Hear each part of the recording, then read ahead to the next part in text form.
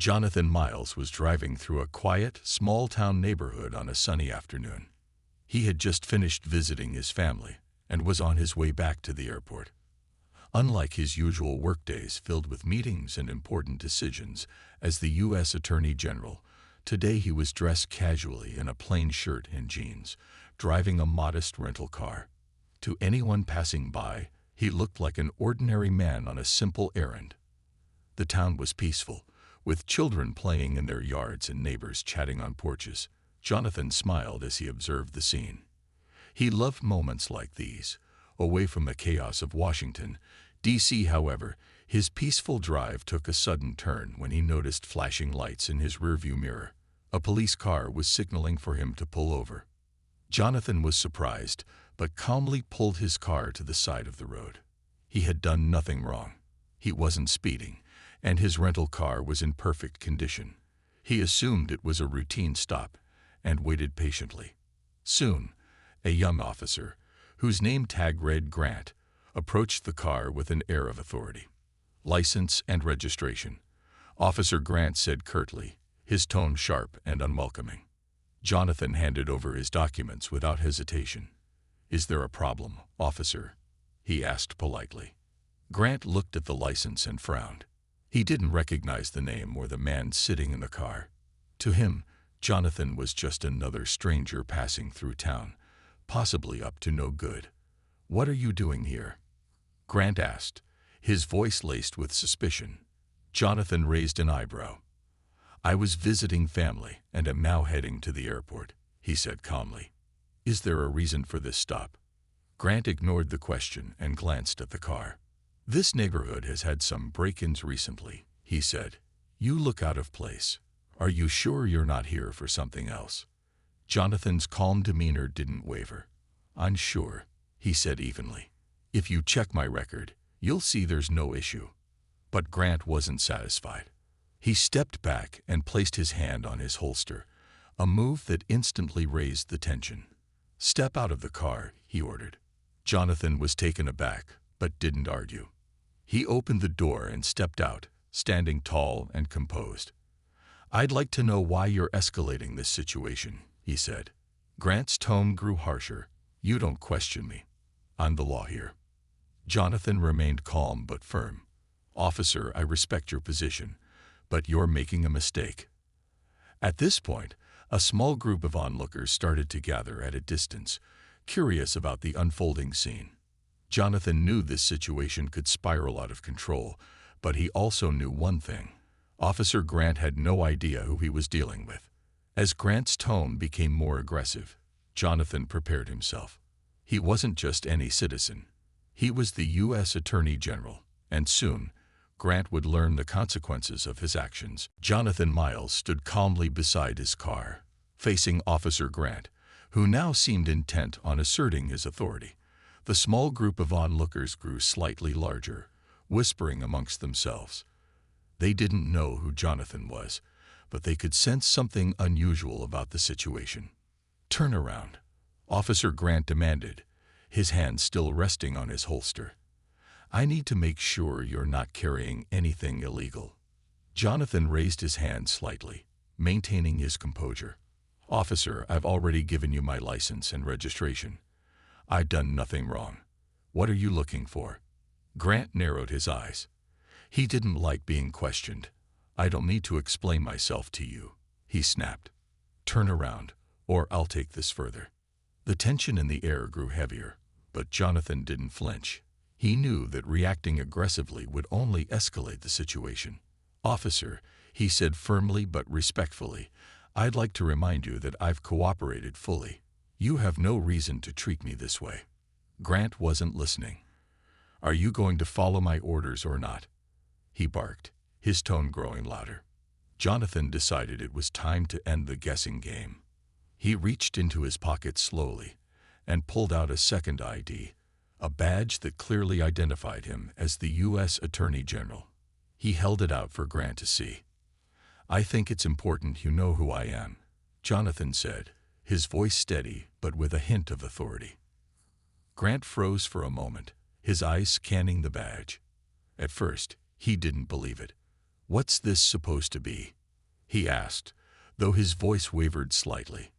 "That," Jonathan replied calmly, "is my identification as the U.S. Attorney General. I'm one of the highest-ranking law enforcement officials in this country. Now, officer, I suggest you think carefully about your next move." Grant's face turned pale. He stepped back slightly, lowering his hand from his holster. The murmurs from the onlookers grew louder as they noticed the sudden change in the officer's demeanor. I didn't realize," Grant stammered, clearly flustered. "I didn't know who you were." Jonathan kept his eyes on the officer. "That's the problem, isn't it?" he said. "You shouldn't be treating anyone like this, regardless of who they are. Your job is to serve and protect, not to intimidate and humiliate." Grant opened his mouth to respond but couldn't find the words. His confidence from earlier had completely vanished. Just then, another police car pulled up to the scene. A senior officer stepped out, quickly assessing the situation. The senior officer's face shifted as he recognized Jonathan. "Mr. Attorney General," he exclaimed, hurrying over. "What's going on here?" Jonathan gestured toward Grant. "It seems your officer decided I didn't belong here and escalated the situation without cause," he said calmly. "I think we need to have a discussion about proper training." The senior officer looked mortified, quickly turning to Grant. "Inside now," he ordered sharply. As Grant walked away, Jonathan watched him go, knowing that karma was just beginning to catch up with him. As Officer Grant disappeared into the station under the senior officer's orders, Jonathan Miles remained calm but resolute. The senior officer, Captain Reed, turned back to Jonathan, his expression apologetic and slightly nervous. "Mr. Attorney General," Captain Reed began, his voice steady but filled with concern, "I deeply regret this situation. I assure you this is not how we train our officers to behave." Jonathan nodded, his face neutral. "I understand mistakes can happen, Captain, but this wasn't just a mistake. This was a lack of judgment, professionalism, and basic respect. It's something you'll need to address." Captain Reed swallowed hard and nodded. "Of course, sir. Please, let's step inside the station. I'd like to speak with you further and ensure this is resolved properly." Jonathan agreed and followed Captain Reed into the station. The atmosphere inside was tense. Officers paused their work to glance at the tall, composed man walking alongside their captain. Whispers rippled through the room as people began to realize who Jonathan was. The U.S. Attorney General was not someone they ever expected to see in their small town, let alone involved in a situation like this. Captain Reed led Jonathan to a private office, offering him a seat. "Again, sir, I'm very sorry," he said as he sat across from Jonathan. "This shouldn't have happened. Officer Grant is a newer recruit, but that's no excuse. I'll ensure he faces the consequences." Jonathan looked at the captain, his expression firm but calm. "Captain, this isn't just about consequences for one officer. This is about ensuring this behavior doesn't happen again, to anyone. If I hadn't shown my credentials, what would have happened? Would he have taken things even further?" Captain Reed nodded slowly, his face thoughtful. "You're right, sir. This goes beyond one incident. I'll organize additional training for the entire department immediately." Before Jonathan could respond, there was a knock at the door.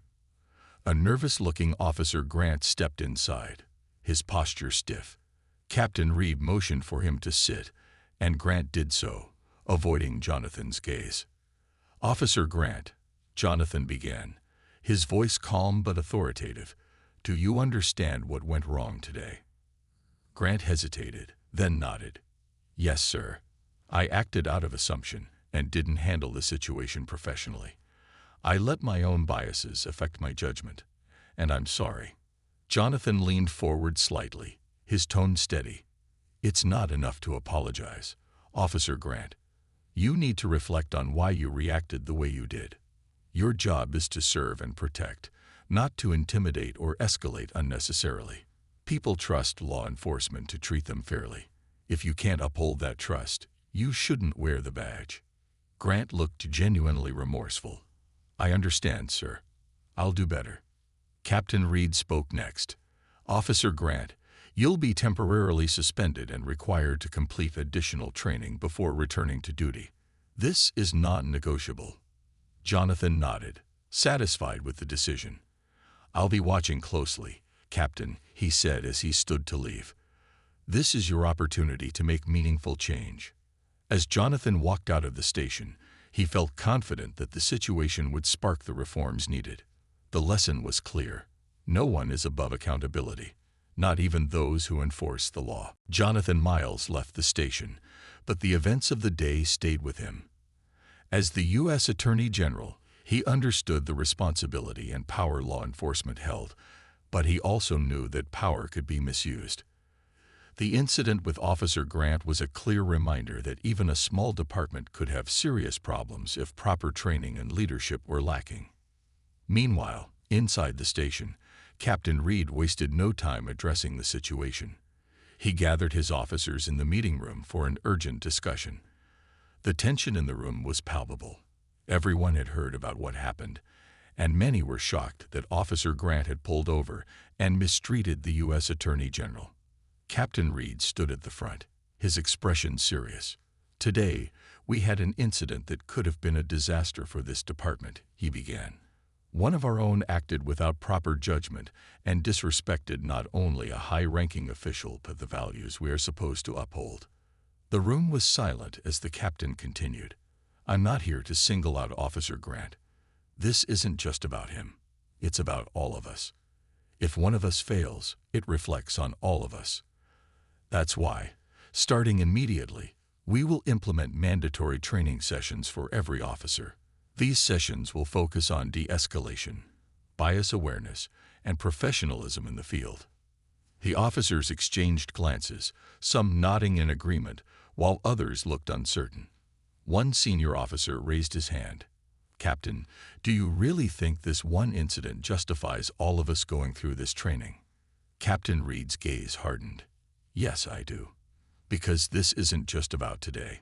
It's about ensuring that what happened never happens again. If we want the community to trust us, we have to earn that trust every day. Meanwhile, back at his office in Washington, D.C., Jonathan reflected on the incident. He decided to follow up with Captain Reed to ensure the promised changes were being implemented. As someone who had spent years fighting for justice, he knew that real change required accountability and persistence. Jonathan called Captain Reed the next morning. Captain, I wanted to thank you for addressing the situation quickly, he said. But I also want to make sure the changes you're implementing become permanent. Captain Reed assured him that the training program was already being scheduled and that Officer Grant's suspension would be used as an example of how seriously the department took these issues. We're committed to doing better, sir, Reed said. Your visit was a wake-up call for all of us. Jonathan appreciated the captain's sincerity, but knew his job wasn't done. He decided to use this incident as an opportunity to push for nationwide reforms. He drafted a proposal for additional federal support for police training programs, emphasizing fairness, respect, and community engagement. As news of the incident spread, people across the country began discussing the importance of accountability in law enforcement. Jonathan's experience became a symbol of how even the highest-ranking officials could face unfair treatment, and how such moments could spark positive change. In the weeks that followed the incident, the small-town police department began implementing the changes promised by Captain Reed. Training sessions were scheduled, and every officer was required to attend, regardless of rank or experience. The goal was clear: to ensure every member of the force understood the importance of treating people with respect and avoiding unnecessary escalation. Officer Grant, who had been temporarily suspended, was among the first to attend the training. At first, he felt defensive and embarrassed. He knew he had made a mistake, but sitting in a room filled with his peers and discussing issues like bias and judgment made him feel exposed. However, as the sessions progressed, he began to see things differently. During one of the sessions, the instructor, a retired police captain, shared stories of incidents where poor decisions by officers had led to unnecessary harm. One story involved a young man who was wrongfully detained simply because he didn't look like he belonged in a particular area. Hearing these examples made Grant realize just how much power he held as an officer and how easily that power could be misused. Grant raised his hand during the discussion. "I think I understand now," he said. "That day, I didn't stop Mr. Miles because he did anything wrong. I stopped him because I assumed he didn't belong. And that's not just unfair, it's dangerous." The instructor nodded. "Acknowledging your mistake is the first step, Officer Grant. Now it's about making sure you don't repeat it. Every decision you make in the field should be based on facts, not assumptions." Meanwhile, Jonathan Miles was busy in Washington, D.C., drafting a proposal for nationwide police reform. His experience had reminded him that even small incidents could highlight larger systemic issues. His proposal included federal funding for advanced training programs, community outreach initiatives, and stronger accountability measures for law enforcement agencies. Jonathan also made time to follow up with Captain Reed. "How's the training going?" he asked during a phone call. "It's going well, sir," Reed replied. "The officers are starting to see the value in it. And I can tell you this, it's already changing how we operate as a team." Jonathan felt a sense of satisfaction, but knew there was still more work to do. "That's good to hear, Captain. Remember, change doesn't happen overnight. But if you stay committed, you'll see the results." Back in the small town, the community began noticing a difference in how the police interacted with them. Officers were more approachable and less confrontational. They took the time to listen instead of jumping to conclusions. For the first time in years, many residents felt they could trust their local police. Officer Grant, now back on duty, took these lessons to heart. He approached his job with a new perspective, determined to rebuild trust with the people he served. He even volunteered for community events, where he listened to residents' concerns and worked to make amends for his past mistakes. Though the road ahead was long, the changes sparked by Jonathan's encounter were already making a positive impact. It wasn't just about one man or one department. It was about creating a culture of fairness and accountability in law enforcement everywhere. As the weeks turned into months, the changes within the small-town police department became more visible. The officers were no longer seen as distant or intimidating figures. Instead, they started building genuine connections with the community. The training sessions had taught them not only how to do their jobs better, but also how to see people as individuals, not just potential suspects. Officer Grant was one of the officers who had changed the most. After returning to duty, he approached his work with a renewed sense of purpose. He took extra care to ensure his interactions with residents were respectful and professional. He also volunteered to lead new community outreach efforts, hoping to repair the damage caused by his earlier actions. One sunny afternoon, the department hosted a community barbecue in the town park. It was an opportunity for residents and officers to meet in a relaxed setting, share stories, and get to know each other better. Families brought their kids, local businesses donated food, and there was a sense of hope and positivity in the air. Officer Grant was manning the grill when a little boy ran up to him. "Are you a police officer?" the boy asked, his eyes wide with curiosity. Grant smiled and crouched down to the boy's level. "I am," he said. "Do you want to know what we do?" The boy nodded eagerly. Grant explained, in simple terms, how officers were there to help and protect people. He even let the boy try on his hat, which made the child laugh with delight. Watching this interaction, several residents began to realize that the officers were making an effort to be more approachable. Meanwhile, Jonathan Miles was keeping a close eye on the progress of his federal proposal. The incident in the small town had inspired him to push for national reforms, and he was determined to see it through. He worked tirelessly, meeting with lawmakers, police chiefs, and community leaders to gather support. One day, Jonathan received an unexpected letter from Captain Reed. In it, Reed thanked him for the wake-up call. "Your visit forced us to look in the mirror and acknowledge our flaws." Reed wrote, "I'm proud to say that our department is stronger and more united than ever. The changes you inspired have made a real difference." Jonathan smiled as he read the letter. It reminded him why he fought so hard for justice and fairness. He knew that real change didn't happen overnight, but moments like these made all the hard work worthwhile. Back in the small town, the community barbecue came to an end, but the connections built that day left a lasting impression. Residents who once felt uneasy around the police now felt a sense of trust. Officers who once acted out of habit or bias now approached their work with empathy and care. For Officer Grant, it wasn't just about making up for past mistakes. It was about being the kind of officer the community could rely on. And for Jonathan Miles, the ripple effect of one small-town encounter proved that even the smallest actions could lead to meaningful change. Several months later, the impact of Jonathan Miles's visit was still being felt. The small-town police department had transformed into a model of accountability and respect. Officers treated people with fairness and listened to their concerns. The community, in turn, began to trust the department again.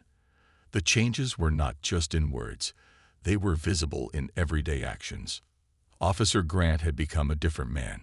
The training and his own reflections had humbled him.